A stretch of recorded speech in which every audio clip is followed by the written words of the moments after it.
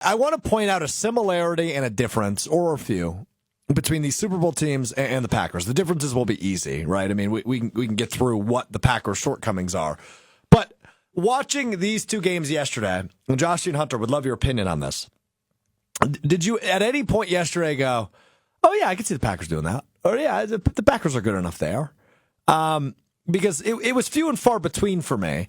But I would say, number one, rushing the football, the Packers are really good at, and they were really good at it this year, right? Seeing what Saquon was able to do, seeing what the Chiefs were able to do with their slew of backs, seeing what James Cook was able to do. Like, I believe Josh Jacobs can do that in a high-pressure situation. So I would say running the football, and obviously we have a carousel of backs in Green Bay. Marshawn Lloyd obviously going to make the jump next year, hopefully as long as he can stay healthy to get his first real NFL action. You still have Emmanuel Wilson. You still have my guy Chris Brooks. And, of course, led by Josh Jacobs. So when it comes to running the football, I feel good about where the Packers stand right now and seeing these four teams playing on Championship Sunday.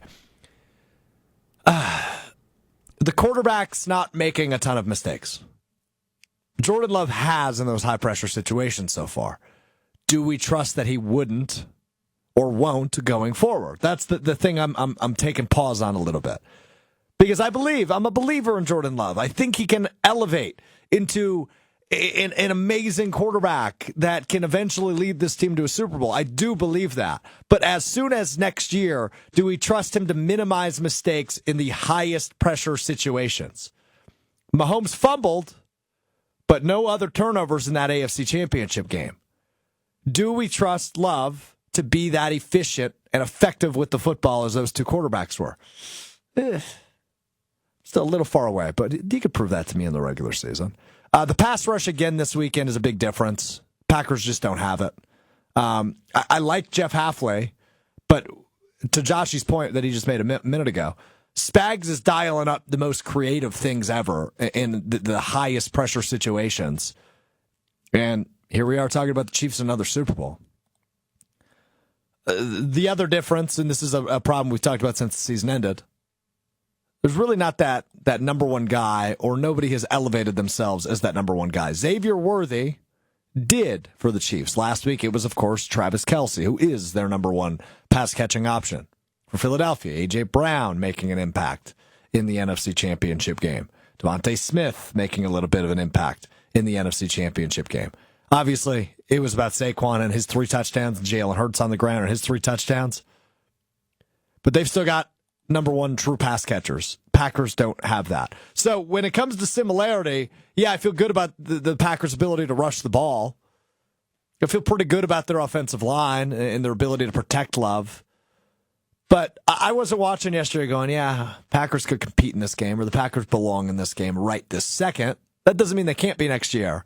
But I felt much more like they got to make some big moves this offseason in order to get to where we are watching yesterday. You mentioned it there. The thing that stuck out glaringly was the quarterbacks and using their legs. That is a big difference. And even there's no reason Jordan Love can't do what Patrick Mahomes was doing. I think he was obviously a little more reticent this year because of those injuries, and he probably passed up quite a few of them. In terms of playmaking ability, I didn't feel like Jalen Hurts was really good and accurate. He was. It really hadn't happened at any point this postseason. You could probably argue he just really didn't need to be all that often because they were manhandling every team they played. But I didn't come away overly discouraged because I'm also looking at through the lens of the Eagles are the best roster top to bottom. And they've done it because great opportunity at times has crossed them. Jalen Carter has some questionable character issues. He's a top 2 or 3 pick in the NFL. He slides to 9, which the Packers aren't usually drafting up there, and they hit an absolute home run. A.J. Brown, for some reason, becomes available for Mike Vrabel, who thinks he's smarter than everyone else, and the Tennessee Titans, and they sign him to a long-term deal. Jalen Hurts, when he was drafted, they were laughed at. You took a running back in the second round, a guy who can't play football. He's pretty damn good. Mm-hmm. So they've blended great team building and going out and using all the avenues via trade, via free agency, and the draft to kind of build a team. This Eagles team isn't going to stay this good and dominant forever. No, The difference also is you have 3 Hall of Famers on the Chiefs. There you go. Like, yeah, I would love Jordan Love to be one. I'd love Matt LaFleur and Tucker Kraft to join him. Yep. But those guys don't come around often. Is Chris Jones a Hall of Famer? Probably. Yeah. He might have 4. Yeah. So, and Tyreek Hill will probably be one himself, who was a large factor for years there. It's just, like, you have to build a team. You have to get better. I don't think the Packers are that far away, but you need absolute difference makers. Yeah, and that's what was lacking so desperately this year for the Packers. Field tilters, if you will. Yeah, I mean, Zach Bond, punch out, Quinyon Mitchell, interception. And here's a guy that I am very confident will take that next step, is Edgerrin Cooper. Yes. Right? Like, I believe he will evolve into a field tilter and one of the best linebackers in the league. Could he have a Zach Bond emergence in year 2? That's asking a lot because Bond has been that good this year. But could he make a nice jump like Bond did when he moved from New Orleans to Philadelphia, Edgerrin Cooper going from rookie year to second year? Yeah, I think he could make that big of an impact. Put a stamp on it. He's an all-pro next year. I'm doing it. I'm doing it right now. I don't know if first I don't think it's a bad take. I don't know if it's first team, but he's getting some all-pro recognition. Yeah, it'll be second or third team, wherever he ends up. I hope you're right. Because they need dogs like that. McKinney's obviously been really good for them. Who's going to be that number 1 corner for them? Can they get some more pressure on the opposing quarterback? I bet that's all Jeff Hafley's been thinking about the last 3 weeks.